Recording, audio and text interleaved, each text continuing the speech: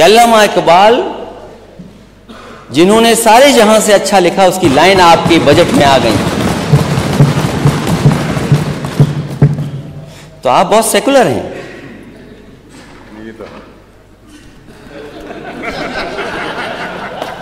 तो आप सेकुलर हैं, इसलिए दूसरों पे उंगली मत उठाना अगर आप ये बात कर रहे हो तो। उन्होंने पढ़ा कि यूनान, मिस्र, रोम सब मिट गए जहां से, अब तो मगर है बाकी नामो निशान हमारा।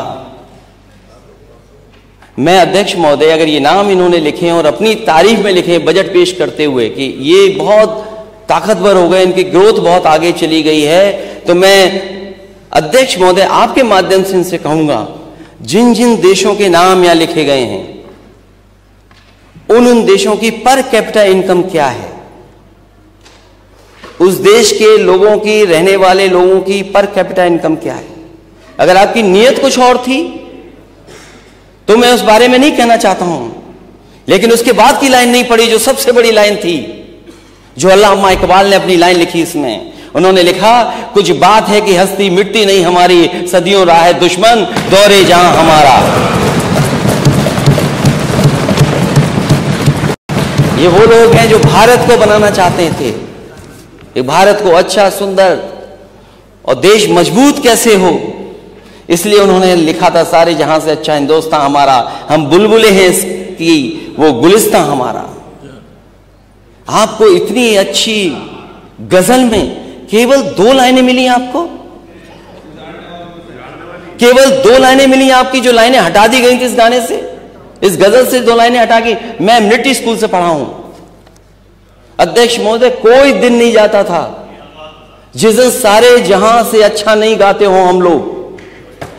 और मैं कहता हूं अध्यक्ष महोदय, अगर मैं एक बात इसमें गलत कह रहा हूं तो जाकर के मिलिट्री स्कूल के किसी भी बच्चे से मिल लेना, पूछ लेना, जो वहां पे आर्मी के ऑफिसर्स, प्रिंसिपल बनते थे, उनसे पूछ लेना। ये गाना हर दिन मिलिट्री स्कूल में हम लोगों ने गाया है, सारे जहां से अच्छा हिंदुस्तान हमारा, हम बुलबुले हैं इसकी, वो गुलिस्तान हमारा।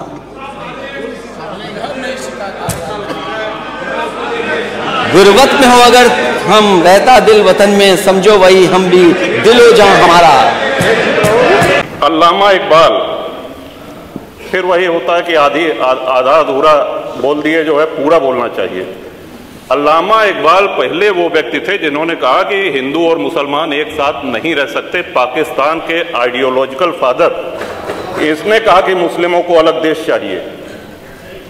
जिन्ना को रास्ता बताने वाले, जिन्ना को उकसाने वाले, और पाकिस्तान के पक्ष में भारत के मुसलमानों ने वोटिंग करी, जिसमें 98% लोगों ने कहा कि हिंदू और मुस्लिम साथ साथ नहीं रह सकते। इस बात पे लेकर के बंटवारा हुआ और सारे जहां से अच्छा जो कविता सुनाई गई वो अधूरी है। 2 पंक्ति उसकी हम भी सुना दे रहे हैं कि ए आब रूद गंगा, वो दिन है याद तुझको, उतरा तेरे किनारे जब कारवां हमारा। कि गंगा के वो मैदान तुमको याद है जब हमारा कारवां, उधर से आक्रांताओं का कारवां आया था। ए आब रूद गंगा, वो दिन है याद तुझको, उतरा तेरे किनारे जब कारवां हमारा। चीनो अरब हमारा, हिंदुस्तान हमारा, मुस्लिम है हम, वतन है सारा जहां हमारा। ये है, ये तरानाए मिल्ली की पंक्तियां हैं, अल्लामा इकबाल ने 1910 में लिखी थी शिवन। हम ही क्या धर्मार्थ देते रहेंगे, सभी कुछ हो मौन सहते रहेंगे, कि धर्म को देंगे बल अन्य जन भी, तजेंगे क्रूरता छल अन्य जन भी। सिमन, हिंदू तो सर्वसमावेशी है, किसको आश्रय नहीं मिला, किसको आसरा नहीं मिला। यहाँ पे जो भी संकट में आया उसको हमने अपनाया। कभी किसी हिंदू ने नहीं कहा कि हम मुसलमान के साथ नहीं रह सकते हैं।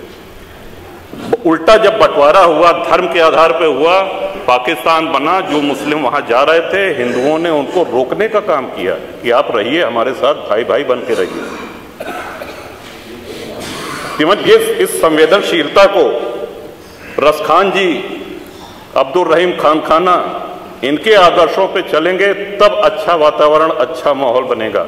अगर बाबर और औरंगजेब के अनुसरण करेंगे, उनका अनुकरण करेंगे, तब तो शांति की कोई गारंटी नहीं।